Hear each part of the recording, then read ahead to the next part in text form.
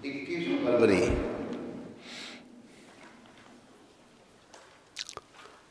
आज श्रीला माधवाचार्य जी का भी तिरोभाव है। आज के दिन माधवाचार्य धाम को चले गए थे।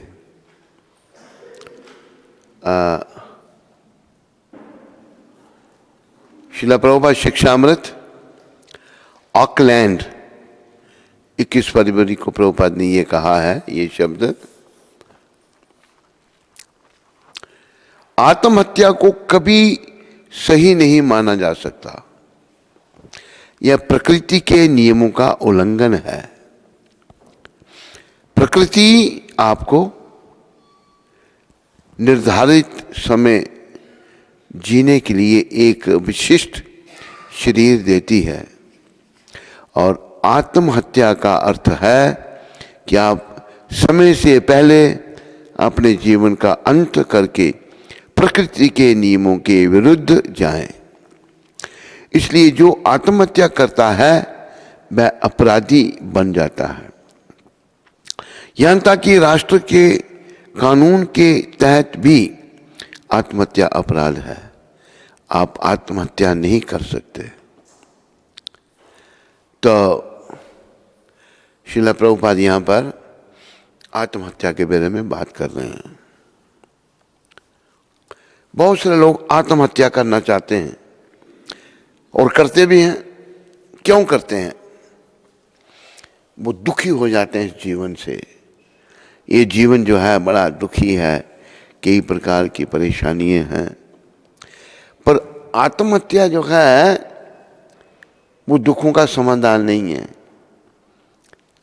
कोई अगर ये सोचे कि आत्महत्या करने के बाद वो सुखी हो जाएगा, वो भूल जाए। आत्महत्या करने वाले को, आत्महत्यारे को 60,000 साल तक प्रेत योनि में रहना होता है। 60,000 साल तक। और प्रेत योनि क्या है? शरीर नहीं मिलता, आत्मा भटक रही है, बिना शरीर के कार्य नहीं होता कुछ भी। तो बड़ा कष्ट उस आत्मा को होता है, बहुत कष्ट भोगती है। तो अगर हम दुखी हैं तो हमारे कर्म हैं, उनको जैसे तैसे हमने भोगना है। ये नहीं कि उठाया बोरिया बिस्तर चल पड़े आत्महत्या करने के लिए। कई लोग, कई स्त्रियां करती हैं, कहीं ऐसा देखा गया है। तो जैसा कि प्रभुपाद यहाँ बता रहे हैं, ये प्रकृति के नियम के विरुद्ध है। तो अभी एक गुजरात की एक घटना है। गुजरात की एक कथावाचक ने बात सुनाई थी। एक आदमी गुजरात में आत्महत्या करने के लिए घर से निकला। वो कि मैं पटरी पर लेट जाऊंगा, गाड़ी मेरे ऊपर से चल जाएगी और मैं मर जाऊंगा। पटरी पर वो लेट गया। हुआ क्या? गाड़ी उसके ऊपर से चली, दोनों टांगें कट गई, वो मरा नहीं और मुसीबत खड़ी हो गई। तो वैसे भी आत्महत्यारे अगर मरते हैं तो आगे बड़ा कष्ट भोगते हैं, बहुत कष्ट भोगते हैं। जो आत्माएं जिन्होंने आत्महत्या की वो भटक रही हैं, वो आत्माएं दूसरों को कष्ट देती हैं। उनका अर्थ नहीं है देने का कष्ट, पर वो चाहती हैं हमारा कोई उद्धार करे इस योनि से। और वैसे शास्त्र में लिखा है कि आत्महत्यारे के लिए कुछ नहीं करना चाहिए, क्योंकि उसने आत्महत्या की है, खुद ही वो अपने कर्मों का फल भोगे। तो कलयुग है, कलयुग में पाप कर्म बहुत बढ़ते जा रहे हैं। लोग भगवान से दूर जाते जा रहे हैं। खास करके भारत में भी अभी ये हो गया, पर विदेशों में तो हालत बड़ी खराब है, बहुत खराब है। एक बार एक कौन सी जगह थी मुझे ध्यान नहीं आ रहा, बहुत ऊंचे वहाँ बड़ी बड़ी ऊंची बिल्डिंगें हैं, 15-15, 20-20 मंजिल बिल्डिंग है, उससे भी ज़्यादा। ऊपर चढ़ गया आत्महत्या करने के लिए, लेकिन अब इसकी हिम्मत नहीं पड़ रही कि मैं छलांग लगाऊं। लोग नीचे खड़े हैं तमाशा देखने के लिए, लोग कहते हैं लगाता कि नहीं छलांग लगा।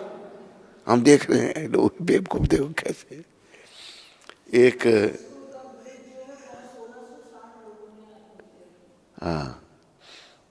सैन फ्रांसिस्को का जो पुल है वहां पर 1660 आदमी आत्महत्या करके मर चुके हैं।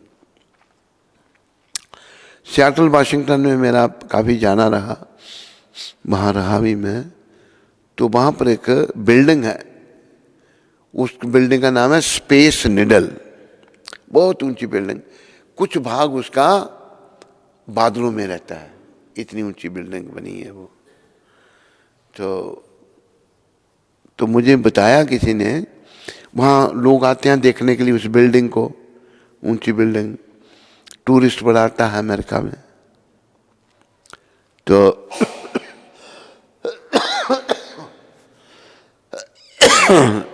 बताया कि एक आदमी उस स्पेस निडल पर चढ़ा, चढ़ करके उसने छलांग लगा दी नीचे, इतनी ऊंचाई से। तो हरे कृष्णा के भक्त जो हैं वहाँ प्रचार करने जाते हैं, बुक डिस्ट्रीब्यूशन के लिए। जब बड़े लोग आते हैं तो हरे कृष्णा के भक्त के पास ही आके वो आदमी गिरा ऊपर से। तो मैंने कहा शुक्र है भक्त के ऊपर नहीं गिरा, पास में ही गिरा और मर गया दुर्गति से। तो ये प्रकृति के नियम के बिल्कुल विरुद्ध है। पर प्रकृति का नियम हम कब मानेंगे? जब हम भक्त बनेंगे भगवान के, जब हम श्री कृष्ण की शरण में आएंगे, भगवान का नाम लेंगे, कृष्ण के चरणों में समर्पण करेंगे, फिर हम प्रकृति के नियम को मानेंगे। नहीं तो प्राय लोग प्रकृति के नियमों का परवाह नहीं करते, और ऐसे लोगों को भी मरणोपरांत बहुत कष्ट भोगना पड़ता है। इसलिए सारी समस्याओं का समाधान जो है वह भक्ति है, श्री कृष्ण की शरण है। श्री कृष्ण की शरण में आकर उनकी भक्ति करें, उनका नाम लें, उनका सिमरन करें, विग्रह रूप में उनकी पूजा करें। और भगवान का विग्रह जो है, मूर्ति जो है, साक्षात भगवान का स्वरूप है। एक ब्राह्मण था, वो कृष्ण भगवान का भक्त था। कृष्ण भगवान की मूर्ति रखी थी उसने, लेकिन बड़ी गरीबी थी, खाने के लिए नहीं कुछ भी, बच्चे भी हैं, सब कुछ है, बड़ा परेशान। एक बार उसकी एक आदमी से भेंट हुई, विग्रह की बात बता रहे हैं, कहते भगवान सत्य हैं, विग्रह रूप में भगवान प्रकट होते हैं। जो नास्तिक लोग हैं, मांसाहारी हैं, वो नहीं मानते, अपराध करते हैं।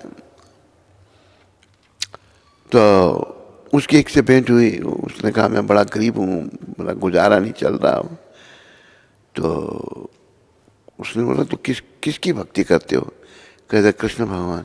कहते कृष्ण भगवान को धन थोड़ा देते हैं, धन देने के लिए तुम जो है दुर्गा माता की भक्ति करो, माता जो है धन देगी तेरे को। उसने क्या किया, कृष्ण भगवान की मूर्ति उठाई और एक तरफ रख दी और दुर्गा माता की मूर्ति पर धरा दी, और दुर्गा माता की वो सेवा करने लगा। एक दिन दुर्गा माता को धूप दे रहा था, वो धूप कृष्ण भगवान की तरफ जा रहा, कृष्ण भी साइड में रखे हुए हैं वहां पर। ब्राह्मण कह रहे देखो देना लेना कुछ नहीं, वो धूप सूंघ रहे हैं कृष्ण भगवान को। उसने क्या किया, भगवान की नाक में रुई ठूंस दी। रुई जब ठूंस दी तो भगवान प्रकट हो गए। भगवान प्रकट हो बोले एक बार मांग, क्या चाहिए तेरे को? कहते प्रभु मैं इतनी समझ आपकी भक्ति की तो आपने कुछ नहीं दिया मेरे को, और मैं आपके नाक में रुई ठूंसने लगा तो आप प्रकट हो गए, ये क्या बात?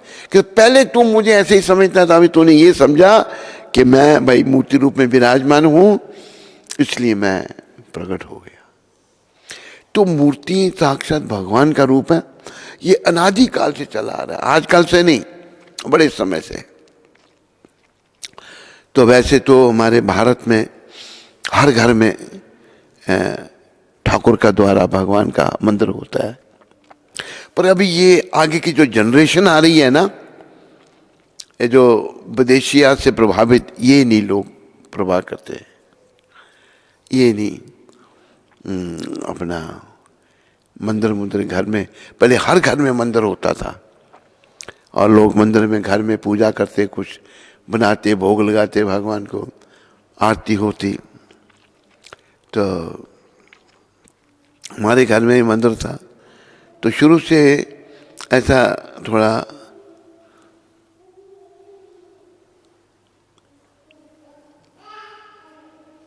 हमारा स्वभाव थोड़ा ऐसे खुश रहना स्वभाव था। तो शरीर से बड़ी से छोटी बहन, हमसे तो बड़ी थी, हमसे सब बड़े, हम सबसे छोटे, वो भी अपना मंदिर में सामने जाके बैठना। तो मैंने क्या करना, हमारे वो चगला होता है जिस पर बैठते हैं गोल्ड रंग का, उसके कुंगली में फंसाना, और एक हाथ में जिससे वो सब्जी काटते हैं उसको प्लेसरा कहते हैं, तो उसके सामने चल जाना, कहते भी प्रकट शिव प्रकट हो गए हैं, बर मांगो क्या चाहिए तुमको। अरे जाओ यार। फिर मैंने उसको कहना, देवी तेरे को स्वर्गलोक की अप्सराएं याद कर रही थी। तो मतलब धार्मिकता शुरू से ही प्राप्त होती है। तो हमें ये भारत जो देश है, ये ऋषि मुनियों का देश है, कृष्ण भगवान का देश है, राम भगवान का देश है, चैतन्य भगवान का देश है, और ये भारत बड़ा महान है, मेरा भारत महान। लेकिन अभी जब तक गुलाम भी रहा ना अंग्रेज़ों का, अंग्रेज़ों के टाइम भी धार्मिकता बड़ी थी, लोग धार्मिक थे, स्कूलों में गीता रामायण पढ़ाई जाती थी। लेकिन भारत जब स्वतंत्र हुआ, अपने लोग शासक बने, जो शासक बनने के योग्य थे उनको बनने नहीं दिया, कुछ लोगों ने जो देशभक्त थे उन्होंने बलिदान दे दिया अपने बेचारों ने। उन्होंने ऐसे लोग आए जिन्होंने इस धर्म सापेक्ष देश को धर्म निरपेक्ष बना दिया, कोई धर्म ही नहीं। ये बहुत बड़ा खिलवाड़ इन लोगों ने किया, और ये लोग जानते नहीं जिन्होंने ये किया कि भाई क्या गति होगी उनकी। लेकिन भगवान ने फिर कृपा करके अभी ऐसा शासक भेजा है जो धर्म में मानता है, जो देश से प्रेम करता है, देश को आगे बढ़ाना चाहता है। तो यहाँ पर हर व्यक्ति, भारत में हर व्यक्ति भगवान में मानने वाला, हर व्यक्ति भगवान से प्रेम करने वाला, गरीब से गरीब आदमी भी जो है वो भी धार्मिक है, वो भी अपने भाग्य में मानता है भाई मेरे कर्म, अगर मैं गरीब हूँ तो मेरे कर्म है, तो ऐसे गुजारा चलता है। तो ये समस्या जो प्रभुपाद ने यहाँ बताई है, ऑकलैंड में वहाँ कुछ ये घटना हो गई, तो ये समस्या बढ़ती जा रही है, और विदेशों में तो बहुत ज़्यादा है। और देखो कि विदेशों में ये नहीं है कि कोई खाने की कमी या किसी को ना, वो नहीं है, उपलब्ध है हर चीज़ वहाँ पर। लेकिन वहाँ पर सब लोग शरीर के स्तर पर हैं, आत्मा के स्तर पर, आत्मा को वो जानते ही नहीं। तो ऐसी परिस्थिति है जैसे एक व्यक्ति के पास पिंजरे में एक पंछी है। ये भारत में भी ऐसा हो रहा है। वो क्या करता है, जिसके पास पिंजरे में पंछी है, पिंजरे को रोज साफ कर देता है, पालिश पुलिश कर देता है, उसके अंदर पंछी को खाने के लिए कुछ नहीं देता। क्या ये बुद्धिमत्ता है? एक बोला, बाकी क्यों नहीं बोलते? ये मूर्खता है। होगा क्या, पंछी मर जाएगा। भारत में भी यही हालत हो रही है। ये जो पंछी जो है वो जीवात्मा है और पिंजरा ये शरीर है। जब तक आत्मा इस पिंजरे में है तो ये पिंजरा शरीर काम कर रहा है। जैसे आत्मा उसको छोड़ेगी, ये पिंजरा, खाली पिंजरा कोई टांग के नहीं रखता, पंछी होगा तो उसको टांग के रखेगा। ऐसा कहा है, मेरे पीछे बोलो, नव खिड़की का पिंजरा,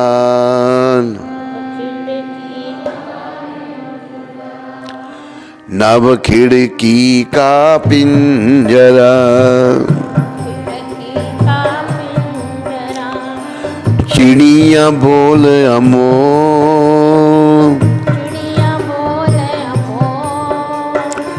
कुछ दिन में उड़ जाएगी, रहेगा पोल का पोल।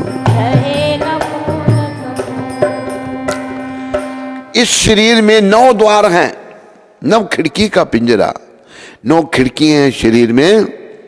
चिड़िया बोल अमोल, जब तक आत्मा है तो ये कार्य कर रहा है, लेकिन याद रखो सारे कुछ दिन में उड़ जाएगी। ये जो चिड़िया इस पिंजरे में है उड़ जाएगी, वो छोड़ देगी इस पिंजरे को, रहेगा पोल का पोल है, बेकार रहेगा, कोई किसी काम का नहीं रहेगा। ये तो बड़े सुंदर मतलब शब्द हैं। ये मंदिर शोभा नहीं, करे अन्य की से,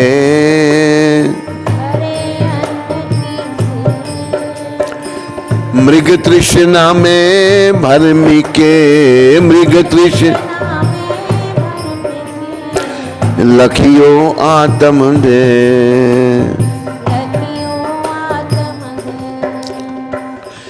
ये मंदिर शोधा नहीं, अपने अंदर जो है ना, यहाँ भगवान आत्मा परमात्मा दोनों विराजमान है, इसको शुद्ध करना है।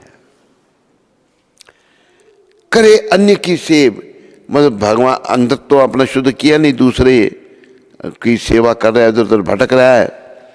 मृग तृष्णा में भरमे के लखियो आत्मदेव। मृग तृष्णा क्या है? मरुस्थल में, रेत में मृग आ जाता है कहीं से, गर्मी के दिन हैं तो वो रेत में पानी की खोज करता है, प्यास लगती है उसको, पानी रेत में नहीं है, पानी है नदी के किनारे, लेकिन वो पशु रेत में पानी की खोज कर रहा है। तो वो क्या देखता है, दूर पानी की तरह कुछ है, वो उसकी ओर भागता है, सोचता पानी मिल गया, पानी पीऊंगा, प्यास बुझाऊंगा, पास पहुंचता था कुछ नहीं। सूरज की लिशकारे से वो रेत में पानी दिखाई देता है। केवल हमें भी ऐसा अनुभव होता है, कार में हम जा रहे होते तो सड़क पर दूर पानी दिखाई देता है, कार पास पहुंचती है तो कुछ नहीं। तो मृग तृष्णा में भरमे के लखियो आत्मदेव। हम मृग तृष्णा की तरह ये दुख रूपी संसार में सुख खोज रहे हैं। ये मंदिर शोधा नहीं, अपना जो जहां आत्मा विराज, आत्मा के बारे में भगवान गीता में बताते हैं, ईश्वर सर्वभूता नाम हृदय अर्जुन तिष्ठति, ब्रह्मण्य सर्वभूतानि यंत्र रूढ़ानी माया। मैं परमात्मा के रूप में हर प्राणी के हृदय में विराजमान हूं। हम सबके अंदर भगवान बैठे हैं, याद रखो इस बात को। तो भगवान हमारे अंदर बैठे हैं, तो हमने अंदर की शुद्धि करनी है। हमने अपनी आत्मा को भगवान की सेवा में लगाना है। इस शरीर की वैल्यू तभी तक है जब तक आत्मा इसमें है।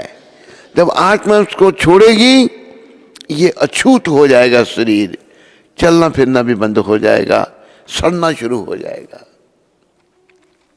तो वो आत्मा परमात्मा का अंश है और परमात्मा इतने दयालु हैं कि सदा आत्मा के साथ रहते हैं। ऐसे वर्णन आता है कौन से उपनिषद, मंडूक उपनिषद में, कि ऐसा है आत्मा और परमात्मा दो इस शरीर में ऐसे हैं कि जैसे एक वृक्ष पर दो पंछी बैठे हैं।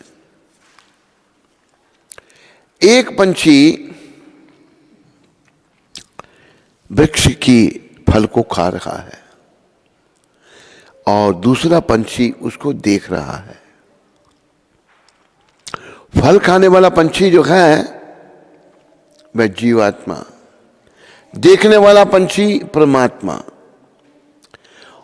फल खाने वाला पंछी फल खाने में इतना व्यस्त है कि उसके पास समय नहीं कि वो अपने मित्र को देखे, परमात्मा को देखे।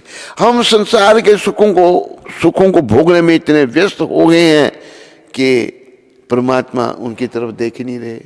तो संदेश ये है कि हम परमात्मा श्री कृष्ण की ओर देखें, कृष्ण का भजन करें और उनके चरणों में मन लगाएं अपना। जब हम भगवान की ओर मुड़ो, प्रभुपाद जी ने जो पत्रिका शुरू की, भगवान की ओर मुड़ो, बैक टू गॉड हेड, ये पत्रिका प्रभुपाद ने शुरू की, भगवान की ओर मुड़ो। तो हम लोगों को भगवान की ओर मुड़ना है।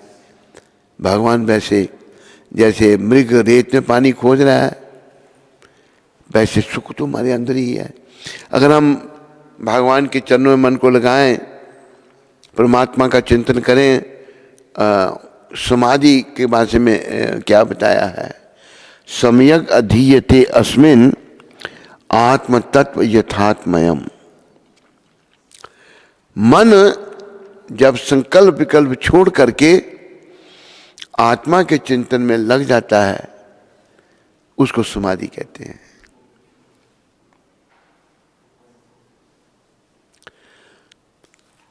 वो परमात्मा का चिंतन करता है, उसे समाधि। लेकिन हम इतने भोग विलास में, इतनी मोह माया में हम पड़े हुए हैं, हमारे पास समय नहीं है। दिखा मेरे को इधर ही, इस उसी में ठीक कहा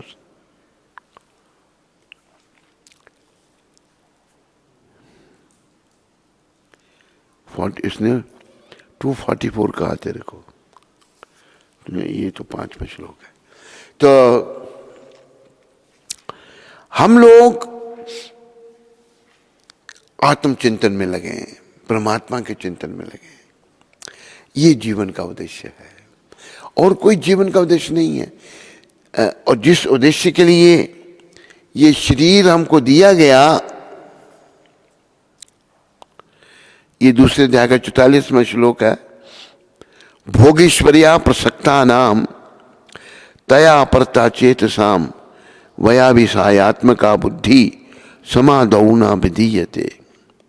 जो लोग इंद्रिय भोग तथा भौतिक ऐश्वर्य के प्रति अत्यधिक आसक्त होने से ऐसी वस्तुओं से मोहग्रस्त हो जाते हैं। जो भोग विलास में पड़ा है तो उसके वो इंद्रिय भोग तो भौतिक ऐश्वर्य के प्रति वो बहुत ज्यादा मोहग्रस्त है, मोह हो गया उसको। उनके मनों में भगवान के प्रति भक्ति का दृढ़ निश्चय नहीं होता। ये बात दूसरे अध्याय के 44वें श्लोक की सब याद रखो कि जो शारीरिक सुखों में स्त्री पड़ती है, जब पुरुष पड़ता है, वो भगवान की भक्ति नहीं कर सकते। उनका निश्चय नहीं होता कि भक्ति भी कोई चीज है, भक्ति हमें करनी चाहिए, भगवान का नहीं, क्योंकि वो भोग विलास में पड़े हुए हैं। आगे तात्पर्य में प्रभुपाद क्या समझा रहे हैं, समाधि का अर्थ है स्थिर मन। समाधि क्या है? जब मन स्थिर हो गया।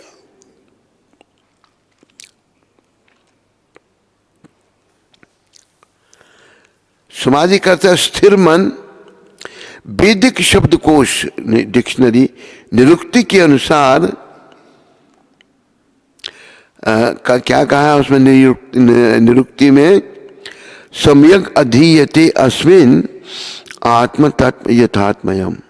जब मन आत्मा को समझने में स्थिर रहता है तो उसे समाधि कहते हैं। जब मन आत्मा को समझने में स्थिर रहता तो वो समाधि है। सभी को ऐसा प्रयास करना चाहिए,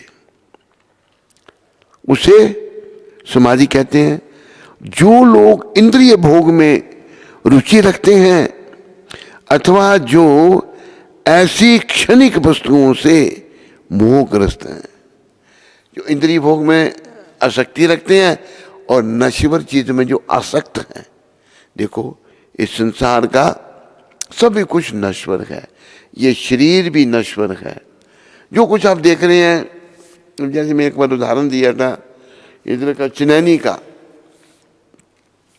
महाराजा का महल, कहते हैं पता नहीं कितनी जनरेशन अच्युत, चिनैनी वाले राजा ने कितनी जनरेशन उसमें राज किया था? 58 जनरेशन उस महल में रहे उनकी। लेकिन अभी खंडन हो गया, सब टूट टाट किया, खत्म हो गए, राजे भी खत्म हो गए।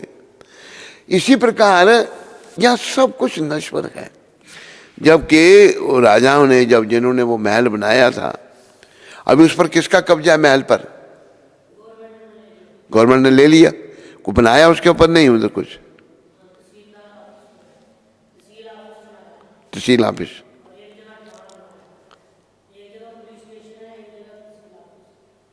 तो चीज जो है ना, समय के बाद, टाइम के बाद बेकार हो जाती है, वो टूट फूट जाती है। तो यहां सब कुछ नश्वर है, तो नश्वर वस्तुओं से मन को नहीं लगाना हमने। जो लोग इंद्रिय भोग में रुचि रखते हैं अथवा जो ऐसी क्षणिक वस्तुओं से मोहग्रस्त हैं, क्षणिक नश्वर वस्तुओं से जो बड़े मोह में पड़े हैं, मोहग्रस्त हैं, उनके लिए समाधि कभी भी संभव नहीं है। उनका मन आत्मचिंतन में लगेगा, यानी समाधि संभव ही नहीं उनके लिए। माया के चक्र में पड़कर वे न्यूनाधिक पतन को प्राप्त होते हैं, पतन को प्राप्त हो जाते हैं और गिर जाते हैं। कई योनियों में उनको जाना पड़ता है और बड़े कष्ट उठाने पड़ते हैं। तो भक्ति जो है हर समस्या का समाधान है। कोई भी समस्या है उसका समाधान भक्ति है। तो सब भक्ति करो। आज हमारे आचार्य शिला माधवाचार्य जी महाराज, जो बहुत बड़े हैं, पुस्तक में नहीं है, उनका जीवन है। आज के दिन वो धाम को चले गए थे। माधवाचार्य दक्षिण में प्रकट हुए। हमारी संप्रदाय का नाम है ब्रह्म माधव गौड़ीय वैष्णव संप्रदाय। तो आओ पहले उनकी स्मृति में ये भजन गा लें हम, फिर उनके जीवन पर विचार करते हैं। सप्रशद भगवत विरहा जनित विलाप प्रार्थना से। जे अनिलो प्रेमांधन करुणा प्रचो, ये अनिलो प्रेमांधन करुणा प्रचो, हे न प्रभु कोठा गेला आचार्य ठाकुर, हे न प्रभु कोठा गेला आचार्य ठाकुर, कहा मोरा स्वरूप रूपा कहा सनाता, कहा मोरा कहा सनातन कहा दास रघुनाथ पतिता पावन कहा नाता पतित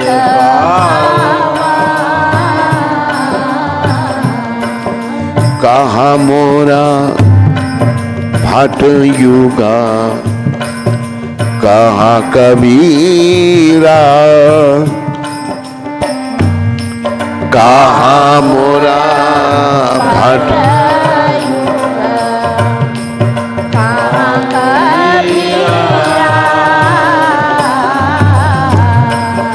एका कली कोथा गेला गौरा नटना एका कले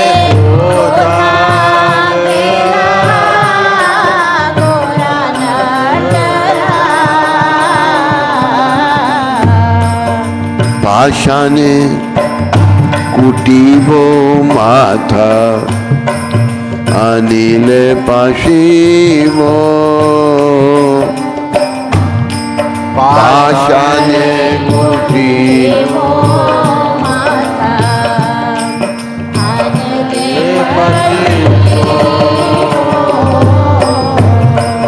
गौरंग गुनेरा निधि कोठा गेले पाबो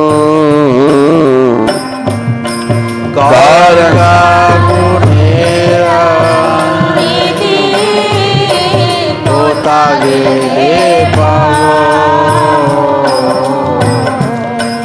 सेई सब संगीना संगे ये कोई लोवीना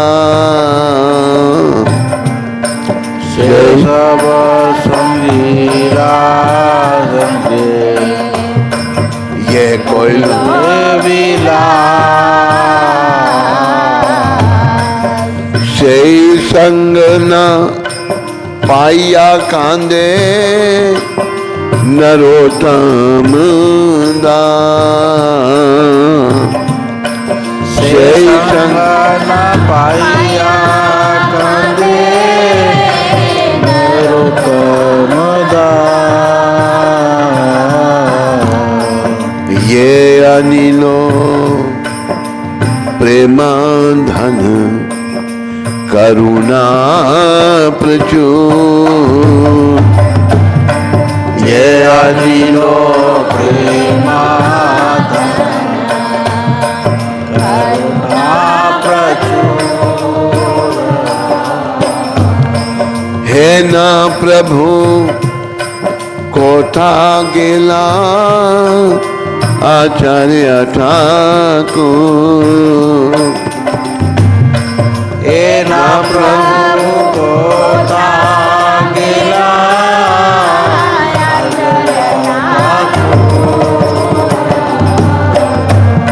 जय आचार्य ठाकुर जय आचार्य ठाकुर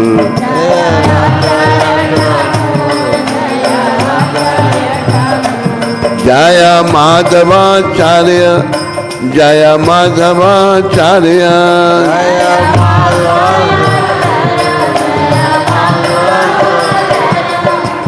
प्रभुपाद प्रभुपाद प्रभुपाद प्रभुपाद जय प्रभुपाद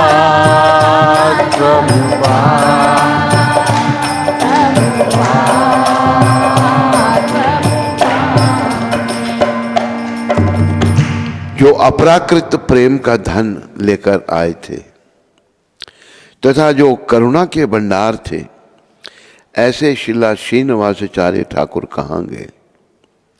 मेरे शिला स्वरूप दामोदर और शिला रूप गोस्वामी कहाँ हैं? शिला सनातन कहाँ हैं? पतित पावन श्री रघुनाथ दास कहाँ हैं? मेरे शिला रघुनाथ भट्ट और शिला गोपाल भट्ट कहाँ हैं? और शिला कृष्णदास कबीराज कहाँ हैं? महान नर्तक श्री श्री गौरांग महाप्रभु को मैं, महान नर्तक श्री श्री गौरांग महाप्रभु एकाएक कहाँ चले गए? मैं अपना सर चट्टान में मारकर फोड़ डालूंगा और अग्नि में कूद पड़ूंगा। सभी दिव्य गुणों के निधि स्वरूप श्री श्री गौरांग महाप्रभु को मैं कहां पाऊंगा? श्री श्री गौरांग महाप्रभु एवं उनके साथ लीला करने वाले संगियों का संग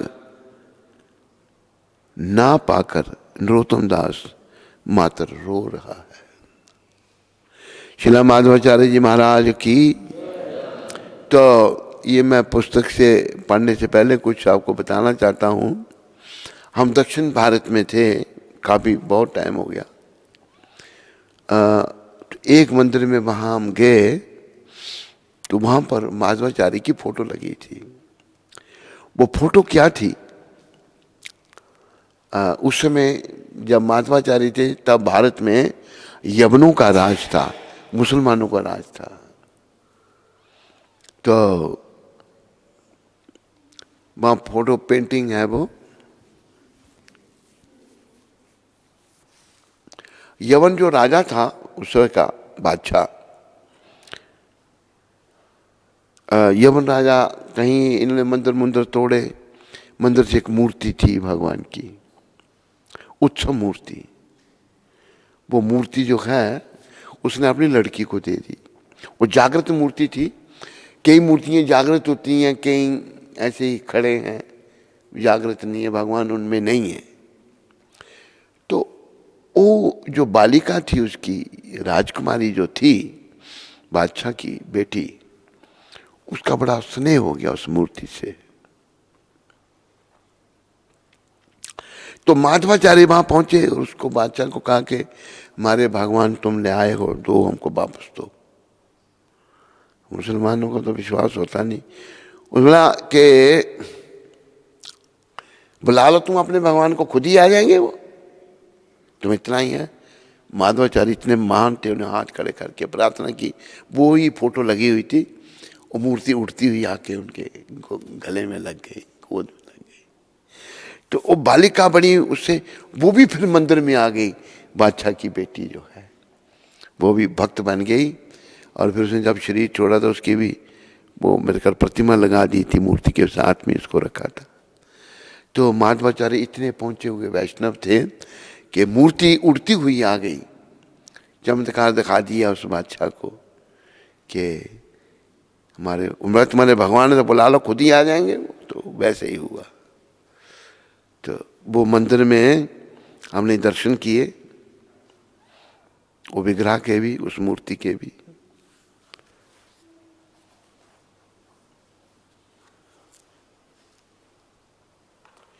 विग्रहों की बड़े भाव से सेवा होनी चाहिए।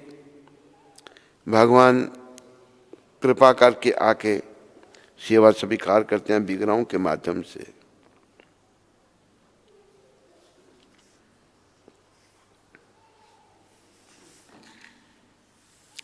मैं कुछ और देख रहा हूं।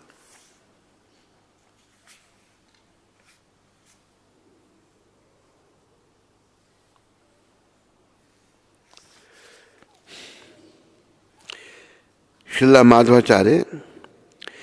माधवाचार्य दक्षिण भारत में कर्नाटक के उडुपी क्षेत्र के निकट सन 1238 में प्रकट हुए थे। 1238 में प्रकट हुए थे। उन्हें वायुदेव का अवतार माना जाता है। उनका शरीर असामान्य रूप से सुगठित व बलिष्ठ था तथा उनकी भौतिक शक्ति विलक्षण थी। एक बार एक बर्बर बंगाल बाघ ने माधवाचार्य के एक सन्यासी शिष्य सत्यतीर्थ पर आक्रमण कर दिया। बाघ ने आक्रमण कर दिया। माधवाचार्य उस बाघ से भिड़ गए। शिष्य पर अटैक किया तो उस बाघ से भिड़ गए तथा उसे अपनी धूम दबाकर भागने के लिए बेहोश कर दिया। और बाघ जो था, चीता वैसे बड़ा खतरनाक, धूम धमा के भागा वो, इतनी ताकत थी माधवाचार्य में। बोलो शिला माधवाचार्य जी महाराज की। भगा दिया। माधवाचार्य उस बाघ से भिड़ गए तथा उससे अपनी धूम दबाकर भागने के लिए विवश कर दिया। माधवाचार्य ने 5 वर्ष की अवस्था में दीक्षा ग्रहण की, 5 वर्ष की अवस्था में, और 12 वर्ष की अवस्था में संन्यास लेकर गृह त्याग कर दिया। 12 वर्ष की अवस्था में संन्यास ले लिया और घर छोड़ दिया। वह एक उपदेश हेतु प्रकट हुए थे, एक कुछ विशेष कार्य के लिए भगवान ने उनको भेजा था। शंकर के मायावाद दर्शन का प्रतिरोध कर उसे पराजित करना। उससे जब माधवाचार्य प्रकट हुए तो उससे पहले शंकराचार्य ने मायावाद का, भगवान जो है वो निराकार है, ये प्रचार किया। मायावाद को खत्म करने के लिए माधवाचार्य प्रकट हुए थे।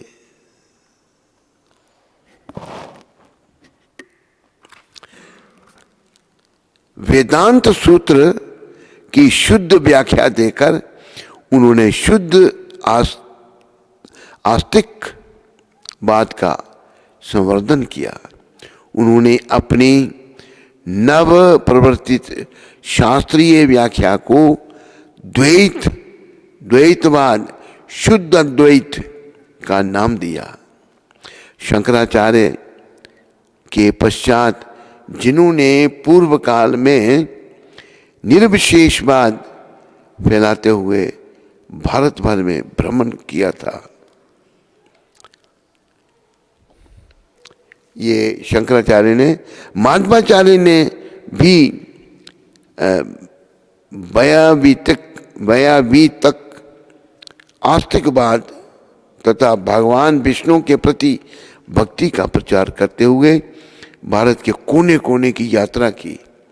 उन्होंने अनगिनत जैनियों, बौद्धों, मायावादियों, नास्तिकों, तर्कशास्त्रियों तथा अज्ञेयवादियों को परास्त किया। शिला व्यासदेव से साक्षात भेंट करने की आशा से माधवाचार्य हिमालय पर्वत पर गए। व्यास भगवान जो है हिमालय पर्वत पर अभी भी विराजमान है। वो पर्वत पर गए। व्यासदेव ने माधवाचार्य को अष्टमूर्ति नामक एक शालिग्राम शिला दी। भगवत गीता पर उनकी टीका का अनुमोदन किया। व्यासदेव ने कहा जो टीका आपने लिखी है ठीक है, तथा उन्हें शास्त्रों की गहन अनुभूति का आशीर्वाद दिया। उडुपी में माधवाचार्य के ने गाय चराने की लकुटी पकड़े एकाकी खड़े गोपाल का एक अभिराम अर्च विग्रह प्रतिष्ठित किया। यह विग्रह गोपी चंदन के एक खंड से प्रकट हुआ था। उन्होंने उडुपी कृष्ण की प्रेम सेवा हेतु 8 मठों की स्थापना की। प्रत्येक मठ के प्रधान सन्यासी अत्याधिक नियम निष्ठ पूर्वक समस्त विधि विधानों, समय परायणता एवं त्रुटिहीन आचरण सहित श्री कृष्ण के अर्च विग्रह का पूजन करते हैं।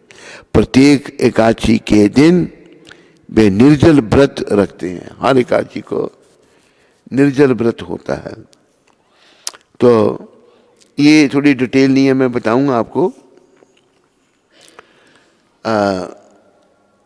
भगवान का जो विग्रह, इसके बारे में जब कृष्ण भगवान धरातल पर थे, द्वारका लीला में है भी भगवान, तो एक दिन माता देवकी रो रही है। भगवान ने पूछा माता आप क्यों रो रही हो, क्या बात? कि बेटा मैंने जन्म तो तेरे को दिया, पर तेरी बाल लीलाओं का सुख मुझे नहीं मिला। बाल लीलाओं का सुख तूने यशोदा को दिया। बस इतनी सी बात।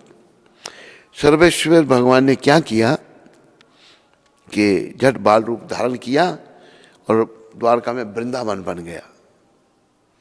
वहाँ दूध दही की मटकियाँ, माखन वगैरह सब भगवान ने वो ली। एक अपना जो मक्खन जिसे निकालते हैं, क्या बोलते हैं, मधानी, वो ली, लगे मटकियाँ फोड़ने और दूध दही की नदियाँ बहाने। तो माता देवकी को सब दिखाई लीला, बाल लीला। तो चुपके से रुक्मिणी माता भी ये लीला देख रही थी। रुक्मिणी माता जब ये लीला देख रही थी तो झट आई वो भागकर भगवान के बाल रूप के चरणों में गिर गई। कहती हैं, प्रभु मुझे आपका ये रूप बहुत अच्छा लगा, मैं इसकी पूजा करना चाहती हूँ। तो तब भगवान ने विश्वकर्मा जी का आवाहन किया। विश्वकर्मा जी प्रकट हो गए। प्रभु क्या आ गया, देखो हमारे इस विग्रह का एक मूर्ति बना दो। विश्वकर्मा जी ने मूर्ति बनाई। मूर्ति बनाई और जब तक रुक्मिणी माता थी द्वारका में उसकी पूजा करती रही। अभी जब लीला संपन्न हो गई चल गई, तो वो मूर्ति जो थी भगवान की, उसको गोपी चंदन में डाल दिया। गोपी चंदन का बहुत बड़ा तालाब है, वहाँ भी हम गए थे गोपी चंदन के तालाब में। तो एक बार क्या हुआ, एक जहाज का मालिक वो द्वारका से आ रहा था। उडुपी भी समुद्र का किनारा है। आ रहा था जब उसका जहाज, पहले वाहन होते थे, इंजन नहीं होते थे जहाज़ों में, हवा से चलते थे। वो जिस तरफ का रुख है तो वो हवा का रुख बदल के उनकी हवा से चलते थे। बड़ी तेज हवा चलती है समुद्र के अंदर। वो वाहन जो है जब वो किनारे पे पहुंचा, वहाँ पर पहुंच नहीं पा रहा था, अभी पहुंचा नहीं पूरी तरह, तो तूफान आ गया समुद्र में और उसका वाहन डामाडोल होने लगा। तो माधवाचार्य उस समय समुद्र के किनारे नहा रहे थे, समुद्र में स्नान कर रहे थे। समुद्र का स्नान बड़ा पवित्र माना है। क्यों? सारी नदियां, गंगा, यमुना, सरस्वती, सिंधु, कावेरी, कृष्णा, सब समुद्र में गिरती हैं जाकर। तो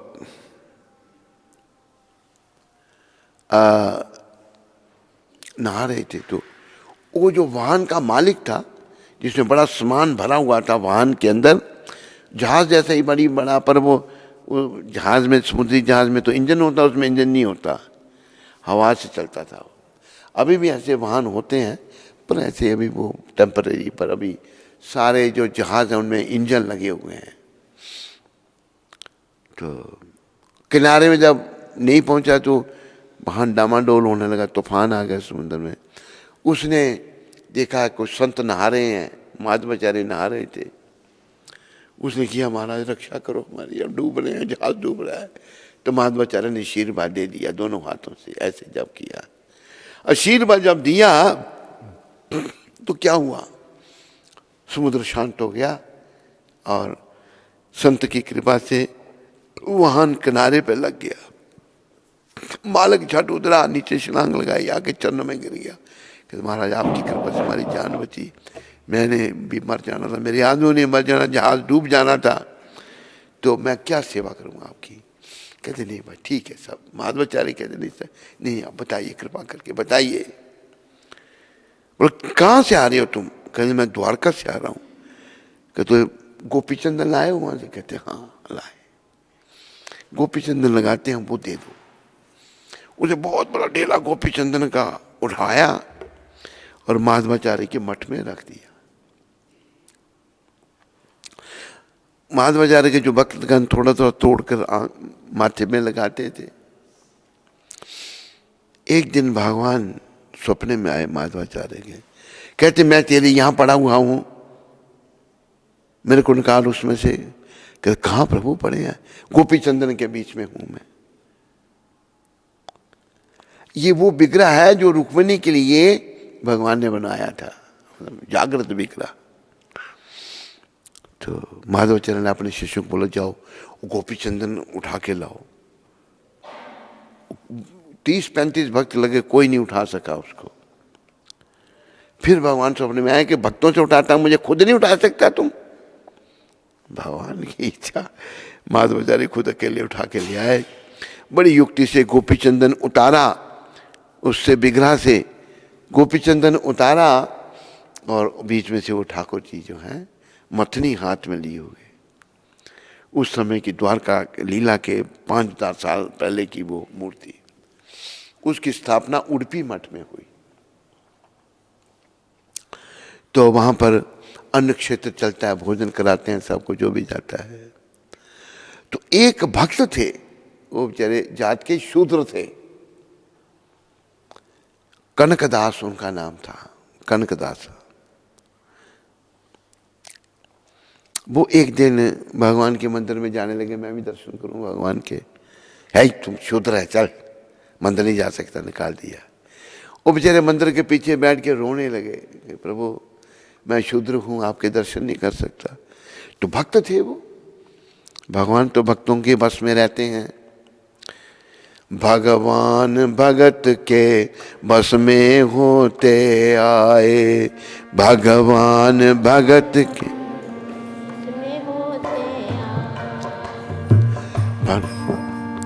जब जब भीड़ पड़ी भक्तन पे, जब जब भीड़ पड़ी नंगे पांव वो आए, नंगे पांव भगवान भगत के बस में होते आए। भगवान हरि बोल, ये इंटरनेट से निकालना है ये।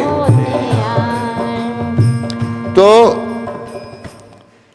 भगवान तो भक्तों के बस में होते आए हैं, कई कथाएं हैं। तो अभी कनकदास बेचारे बाहर पीछे बैठ के मंदिर के रो रहे हैं। मंदिर का जो है उसके पीछे खिड़की थी एक, कनकदास जी पीछे बैठ के रो रहे हैं। भगवान ने अपना मुंह उधर किया खिड़की की तरफ और दीवार गिरा दी जहां पर कनकदास जी बैठे हुए थे। खिड़की से दर्शन दिए भगवान ने उडुपी में। आज भी भगवान के दर्शन खिड़की से ही होते हैं वहां पर। तो भगवान अपने भक्तों को दर्शन देते हैं। भक्त होना चाहिए, ठगत नहीं बनना। जो ठगत है चाहे कोई भी है उसको नहीं हो। भगवान भाव और भक्ति वाले को मिलते हैं। ऐसे कहा है ना भगवान ने, भाव का भूखा हूं मैं और भाव की बस एक सा, भाव का भूखा हूं मैं और भाव ही बस एक सा। भाव से जो मुझे भजे तो भाव से बेड़ा पार, भाव से जो मुझे भजे तो भाव से बेड़ा पार। भाव का भूखा हूँ मैं और भाव की बस एक साथ, भाव का भूखा हूँ मैं और भाव की बस एक साथ। भाव बिन सुनी पुकारे मैं कभी सुनता नहीं, भाव बिन सुनी पुकारे मैं कभी सुनता नहीं। भाव पूरित टेर ही करती मुझे लाचार, भाव पूरित टेर ही करती मुझे लाचार। भाव का भूखा हूँ मैं बस भाव ही बस एक साथ, भाव का भूखा हूँ मैं और भाव ही बस एक साथ। भगवान क्या ले हैं? भाव जिस जन में नहीं, भाव जिस जन में नहीं उसकी मुझे चिंता नहीं, उसकी मुझे चिंता नहीं। भाव वाले भक्त का, भाव वाले भक्त का भरपूर मुझ पर भार, भरपूर मुझ पर भार। भाव का भूखा हूँ मैं और भाव की बस एक साथ, भाव का और भाव बसे जो मुझी में भाव रख कर, जो मुझी में भाव रखकर लेते हैं मेरी शरण, लेते हैं मेरी शरण। उनके और मेरे हृदय में, उनके दे देवे एक रहता है तार, एक रहता है तार। भाव का भूखा हूँ मैं और भाव की बस एक साथ, भाव का भूखा भाव बस एक साथ। बांध लेते हैं मुझे यूं भक्त दृढ़ जंजीर में, बांध लेते हैं मुझे जो भक्त जय जंजीर में। इसीलिए इस भूमि पर, इसीलिए इस भूमि पर होता मेरा अवतार, होता है मेरा अवतार। भाव का भूखा हूँ मैं और भाव की बस एक साथ, भाव का भूखा हूँ मैं और भाव की बस एक साथ। ऐसा कहा है कि प्रभुपाद जी बताते हैं, भगवान ने गीता में कहा, यदा यदा ही धर्मस्य ग्लानिर भवति भारत अभ्युत्थानम अधर्मस्य तथात्मानं सृजाम्यहम् परित्राणाय साधूनां विनाशाय च दुष्कृतां धर्म संस्थापनार्थाय संभवामि युगे युगे। तो प्रभुपाद बताते हैं, ये जो दुष्टों को मारना है ना, ये कोई बड़ी बात नहीं है भगवान के लिए। अपना गौलोक से अपना चक्र जी को बोलें जाओ सबको मार के आ जाओ, सबको साफ कर देंगे चक्र जी। लेकिन एक काम भगवान गौलोक धाम में बैठे हुए नहीं कर सकते। जानते हो कौन सा काम?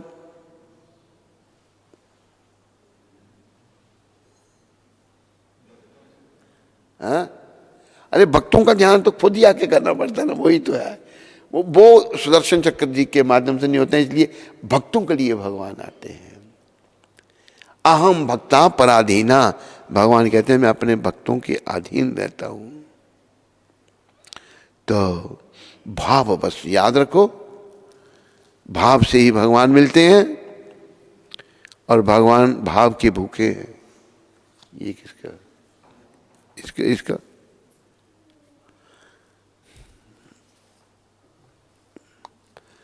तो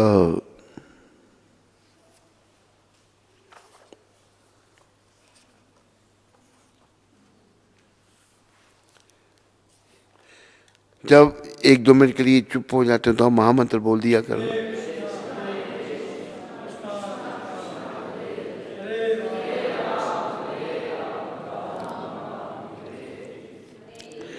तो माधवाचार्य की भेंट भगवान व्यासदेव से भी हुई।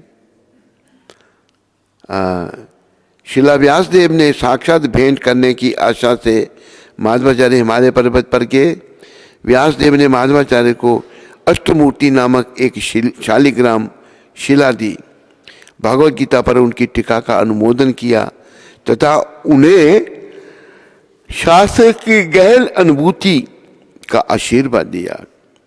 उडुपी में माधवाचार्य ने गाय चलाने की लकुटी पकड़े एकाकी खड़े गोपाल का एक अभिराम अर्च विग्रह प्रतिष्ठापित किया।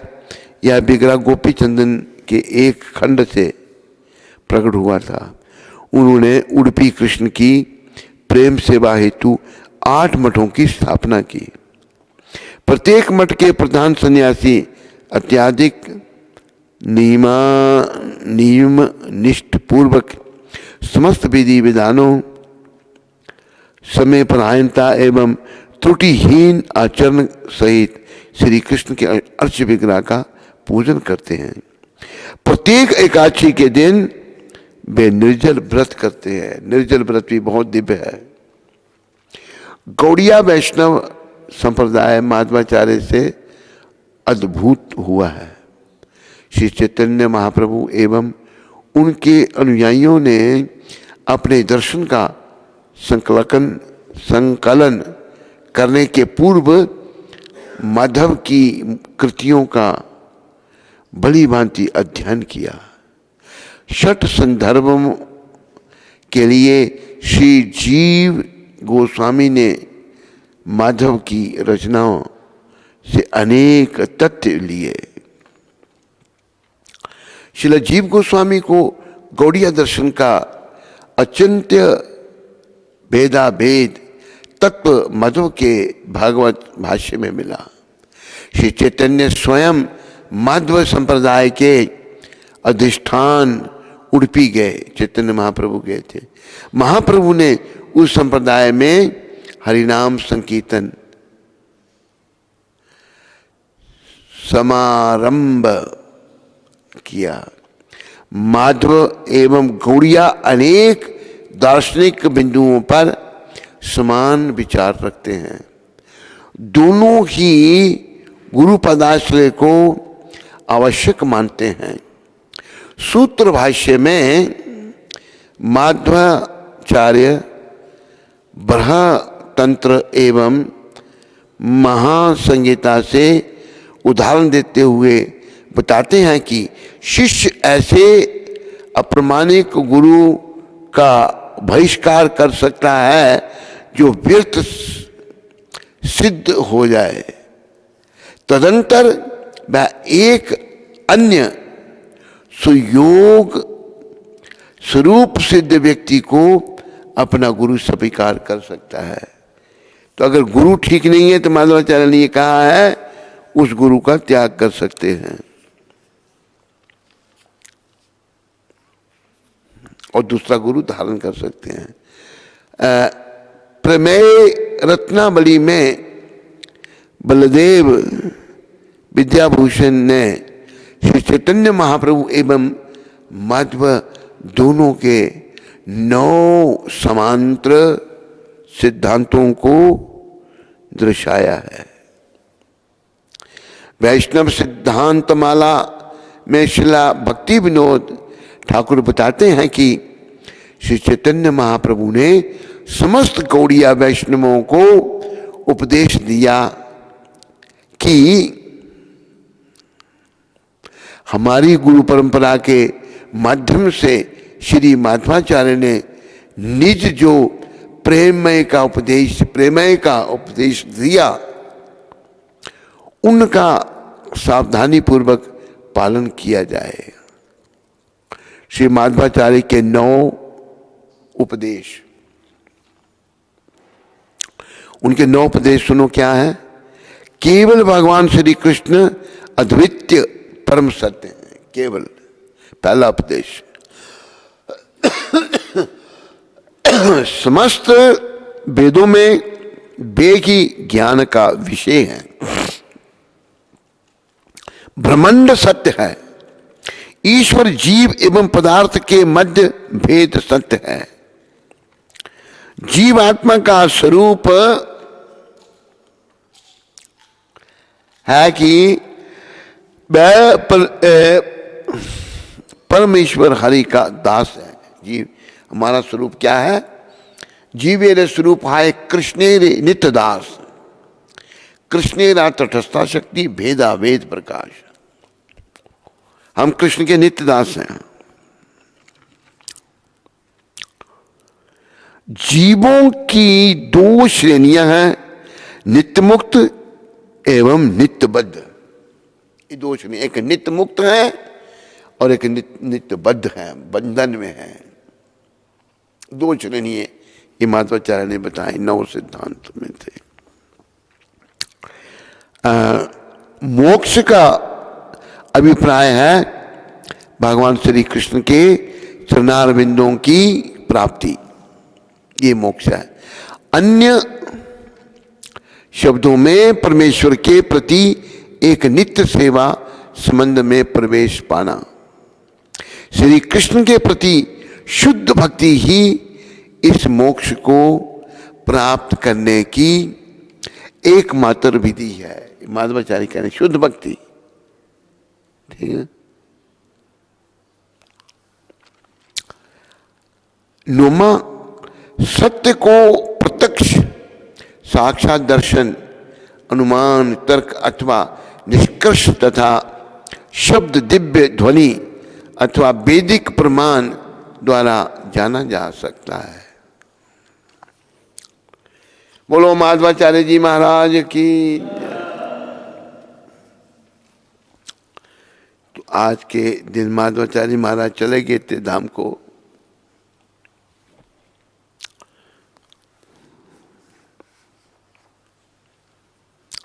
इन्हीं शब्दों के साथ आप सबका धन्यवाद।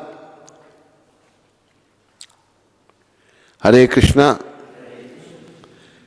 कहाँ है हमारा मधुप्रिया?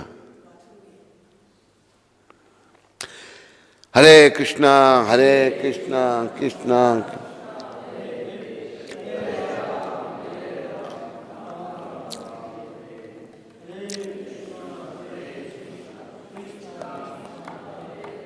कोई प्रश्न है?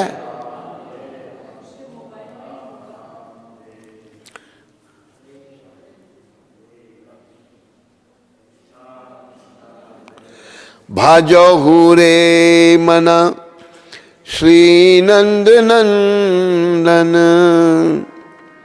अभय चरनार वृंद रे। जाहु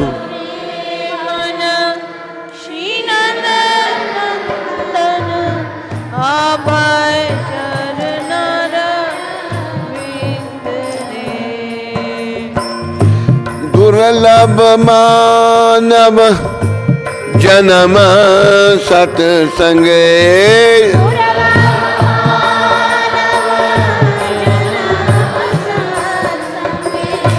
तरहाया हे भव सिंधु रे।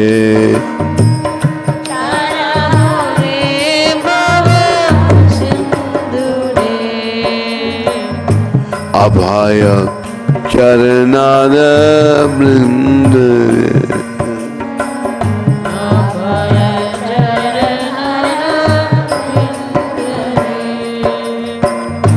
शीत आतप बात बरीसन,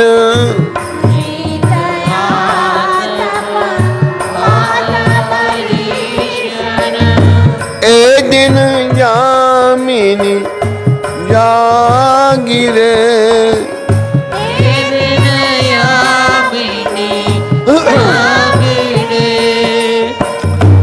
विफल से बिनु कृपन दुर्जन,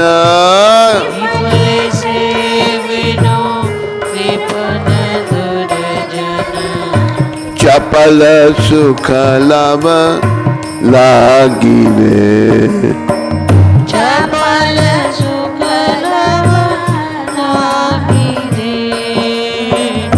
अभय चरनार वृंद रे, अभय चरनार वृंद रे। ए धन यौवन पुत्र परिजन, ए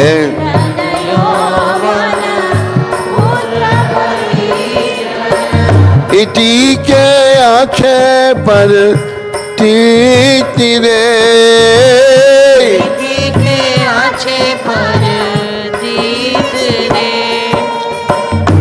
कमल दल जल जीवन टलमल,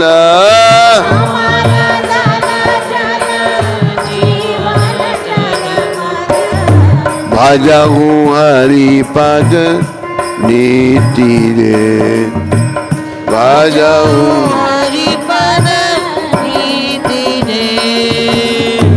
अभय चरनार वृंद रे,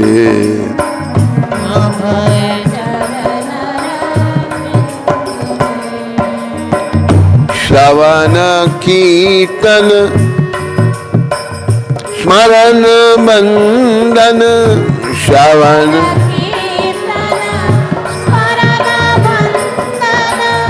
पाद सेवन दास्य रे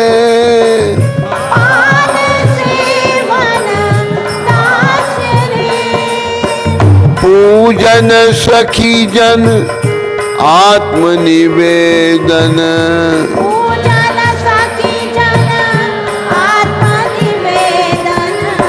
गोविंद दास अभिलाष गोविंद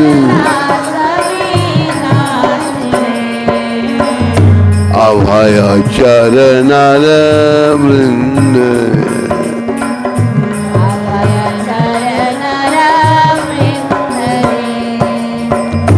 भजहु रे मन श्री नंद नंदन अभय चरण वृंद रे भजहु रे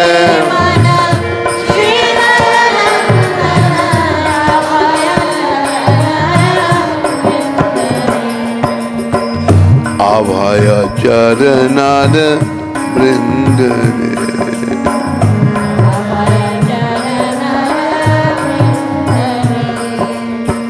अभय चरण वृंद रे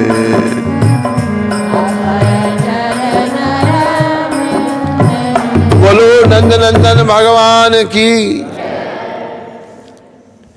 कोई प्रश्न तो नहीं है भाई तेरे को? नहीं है? एक है। अच्छा,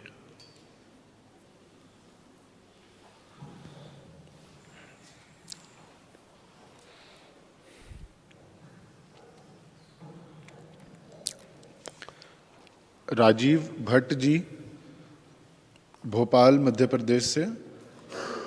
गुरुजी दंडवत प्रणाम, हरे कृष्ण। मैं राजीव भट्ट, भोपाल मध्य प्रदेश से विनम्र भाव से आपके चरणों में मेरी एक शंका है। गुरुजी कृपया मार्गदर्शन देवें। शिला प्रभुपाद कबीर के एक दोहे कभी अपने शिला प्रभुपाद कबीर के एक दोहे पत्थर पूजे हरि मिले मैं पूजूं पहाड़ को के एक लेक्चर में निंदा करते हैं और ऐसा कहने वाले को मूर्ख कहते हैं, और आप कबीर के दोहों का उपयोग करते हैं और उन्हें संत बताते हैं। इसे कैसे समझना चाहिए? क्या कहाँ से है ये प्रश्न? भोपाल से राजीव भट्ट। राजीव भट्ट। देखिए ऐसा है राजीव भट्ट जी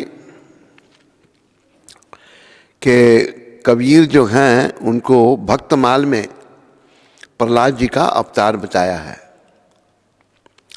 और वो बहुत बड़े भक्त थे। जैसे देखो उनका एक ये दोहा है, कबीरा ये तन जात है सके तो ठोर लगाए के सेवा कर साध की के गोविंद गुण गाए।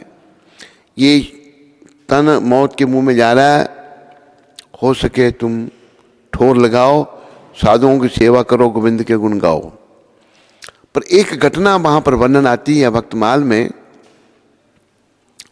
कबीर जी ऐसा करते थे, अपने शरीर को एक जगह छोड़कर आत्मा वहाँ से चली जाती थी दूसरी जगह, और वो दूसरी कहीं घूम फिर के जो भी फिर उसी शरीर में आ जाती थी। एक बार कबीर जी ऐसे ही गए थे, तो पीछे से एक दुरात्मा उनके शरीर में घुस गई। ये भक्तमाल में वर्णन है, ध्यान से सुनिए इसको। दुरात्मा वर्णन, उस दुरात्मा ने उनके शरीर के माध्यम से दुर्प्रचार किया, गलत प्रचार किया, ऐसा भक्तमाल में बताया गया है। उन्होंने, उस आत्मा ने कुछ बातें जो हैं वो मायावाद की कहीं, वो ठीक नहीं है, लेकिन हम जो उनकी सही बातें हैं उनको भक्तमाल में कहा है कि ये भरत जी के, अपना प्रहलाद जी के अवतार हैं, उनके हम वर्णन करते हैं। गलत बातों का जो है, जो गलत आत्मा उनके शरीर में गई थी और उन शरीर के माध्यम से गलत प्रचार किया, वो हम नहीं करते, ना ही हम उसमें मानते हैं। प्रभुपाद जी ने जो कहा वो जो गलत प्रचार हुआ उनके शरीर के माध्यम से दूसरी आत्मा ने जो किया वो गलत है, उसे हम भी स्वीकार करते हैं।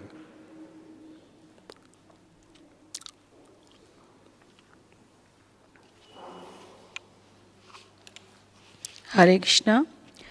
तो गुरु महाराज जी के द्वारा जो कृष्ण भक्ति की अमृतमय वर्षा हुई उसके लिए हम सभी भक्तों की तरफ से 3 बार हरि बोल बोलकर आभार व्यक्त करेंगे। हरि बोल, हरि बोल, हरि बोल। बोलिए सद्गुरुदेव महाराज की जय, जगत गुरु श्रील प्रभुपाद की जय। तो आज सिंगापुर से श्रीमान गौरव मणि गुप्ता जी के जन्म दिवस के उपलक्ष्य में उनके लड्डू प्रसाद का आयोजन किया गया है। तो उनका और उनके परिवार का श्रील प्रभुपाद आश्रम उधमपुर के सभी भक्तों की ओर से बहुत बहुत धन्यवाद। हरि बोल। और गुरु महाराज जी के द्वारा उनके जन्म दिवस पे आशीर्वचन चाहते हैं। गौरव मणि गुप्ता, अमित गुप्ता जी के भाई हैं सिंगापुर में। सिंगापुर में आज उनका जन्मदिन है। हाँ जी। गौरव जी, आपको हमारे यहाँ से उधमपुर आश्रम से हमारी ओर से शुभकामनाएं। आप भक्ति वृद्धि करो, भक्ति में आगे बढ़ो और अपने जीवन को सफलता के पथ पर आगे बढ़ाओ। हरे कृष्ण। आज हमारे राधा प्रिया माता जी का भी जन्मदिन है, तो गुरु महाराज जी के द्वारा उनको आशीर्वचन। लड्डू शड्डू कहाँ राधा प्रिया के? मैंने कहा कि जलसा कहाँ है, कहते घर आओ तो जलसा देंगे। अरे हमारा भक्तों का जलसा मंदिर में होता है, हमारा घर यही है। तो अभी गुरु महाराज जी उनको आशीर्वचन में प्रसाद देंगे। आशीर्वचन में उनको प्रसाद देंगे, तो आप तब तक लड्डू वितरण कर देंगे, तब तक लड्डू वितरण कर दें तब तक। ठीक है, पानी दे दो थोड़ा हाथ धोने के लिए। चलो लड्डू भाई, यहाँ पे रोज ही लड्डुओं का हो रहा है। राधा प्रिया माता को आशीर्वचन थोड़ा सा।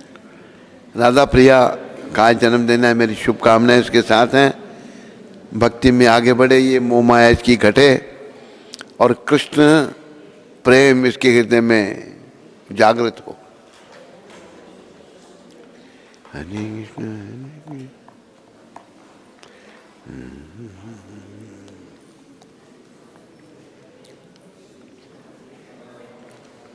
हरे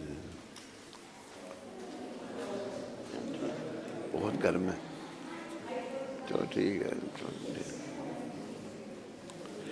चलो भाई पहले इधर से आ जाओ सारे।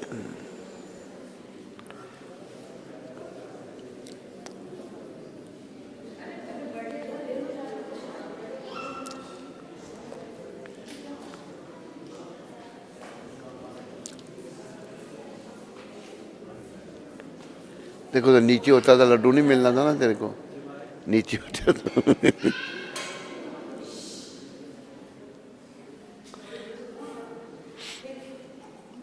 आगे कर, या खड़े होकर सबके हाथ आगे करा।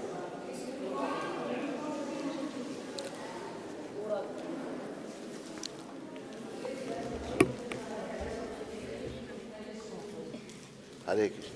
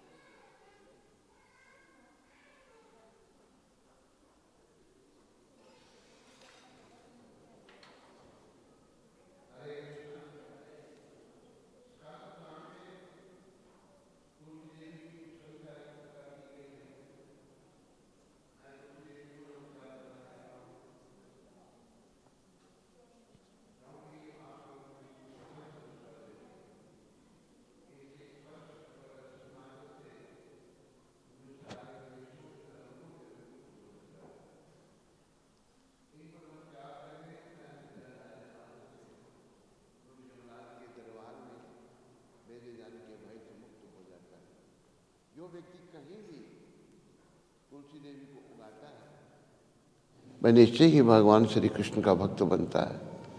जब तुलसीदाल भक्तिपूर्वक भगवान श्री कृष्ण के चरण कमलों पर अर्पित किए जाते हैं तो भागवत प्रेम का पूर्ण विकास होता है। तुलसी देवी हर प्रकार से कल्याण में हैं। इनके स्पर्श, दर्शन, स्मरण, बंधन, प्रणाम, श्रवण यानी के लगाने मात्र से सदैव कल्याण होता है।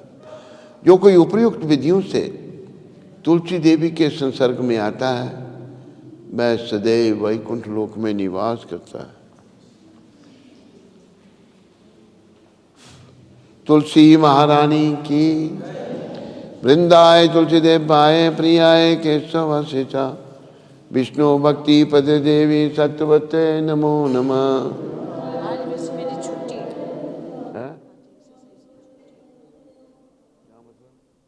वृंदाय तुलसी देवाय प्रियाय केशव शिचा, विष्णु भक्ति पदे देवी सत्यवते नमो नमः।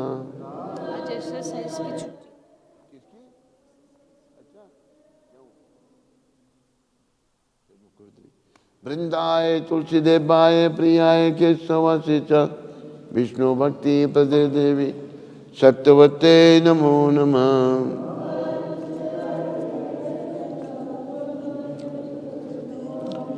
तुलसी महारानी वृंद देवी की।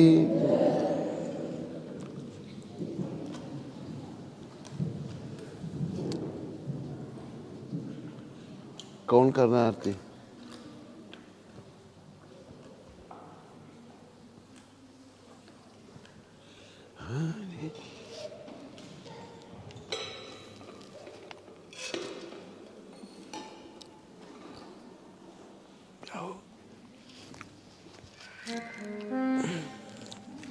नमो विष्णु नमो भगवान।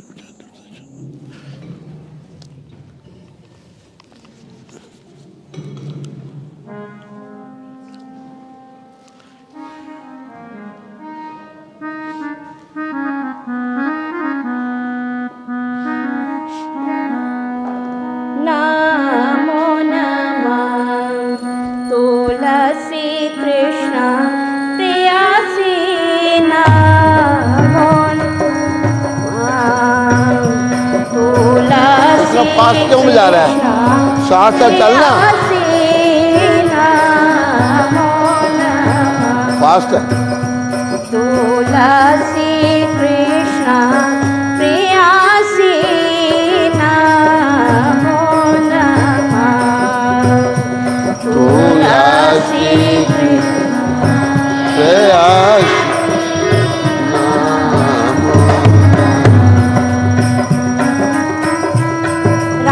कृष्ण सेवा पावन आई नहीं ए अविनाश जी ए आई नहीं।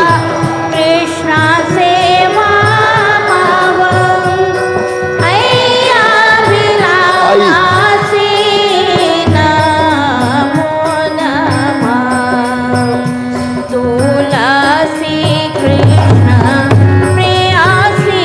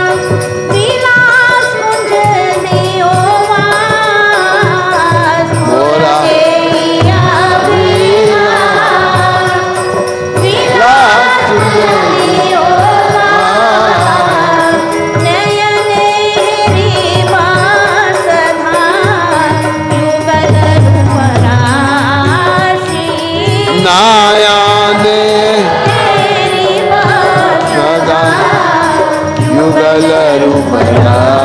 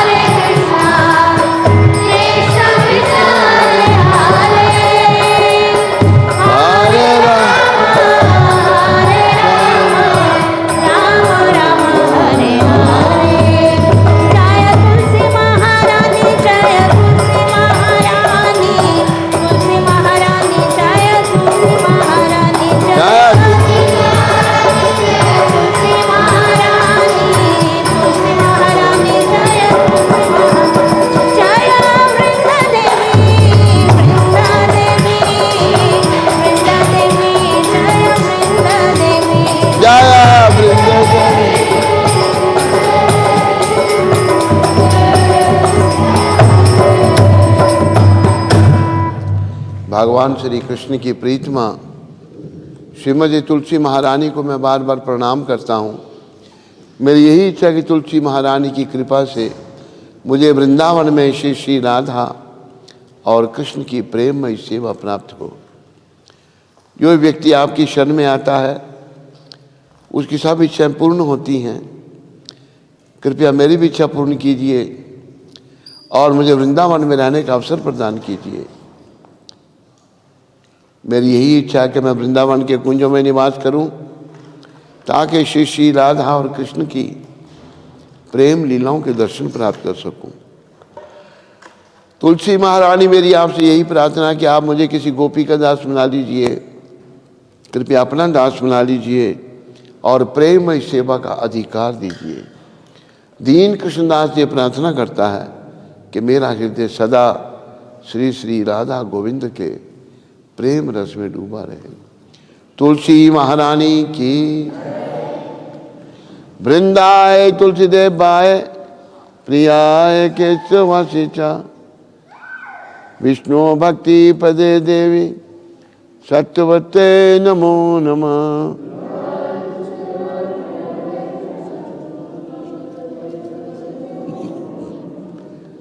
वृंदाए तुलसी देवाय प्रियाय केशवासिचा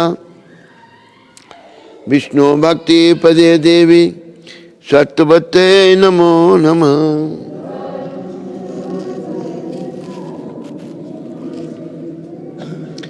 वृंदाय तुलसी देवाय प्रियाय केशवासिचा विष्णु भक्ति पदे देवी सत्यवते नमो नमः।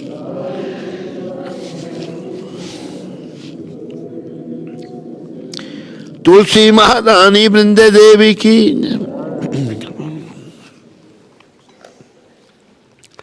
बहु जन्म करे यदि श्रवण कीर्तन तबु तन पाए कृष्ण पदे प्रेमाधन।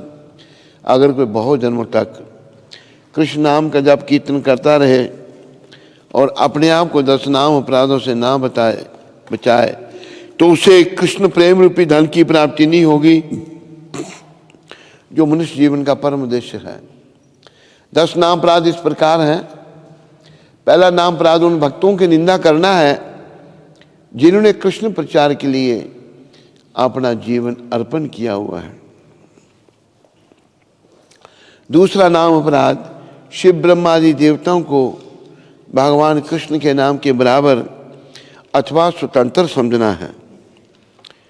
तीसरा नाम अपराध गुरु की आज्ञा का पालन नहीं करना। चौथा नाम अपराध श्रुति शास्त्रों की निंदा करना। 5वां नाम अपराध हरि नाम को काल्पनिक समझना। 6ठा नाम अपराध हरि नाम पर अर्थवाद का आरोपण करना। 7वां नाम अपराध नाम के बल पर पाप करना। 8वां नाम अपराध वेद शास्त्र में बताए हुए कर्मकांड के बराबर हरि नाम को समझना। 9वां नाम अपराध अश्रद्धालु व्यक्तियों को नाम की महिमा बताना। 10वां नाम अपराध कृष्ण नाम जप में पूर्ण विश्वास न होना और इस विषय पर बहुत सारा ज्ञान प्राप्त होने पर भी कि ये संसार नश्वर है, फिर भी संसार से मोह बनाए रखना। जो भी भक्त लोग भक्ति मार्ग में आगे बढ़ना चाहते हैं उन्हें अपने आप को इन 10 नाम अपराधों से अवश्य बचाना चाहिए, क्योंकि जीवन का उद्देश्य जो है क्योंकि जीवन का उद्देश्य जो है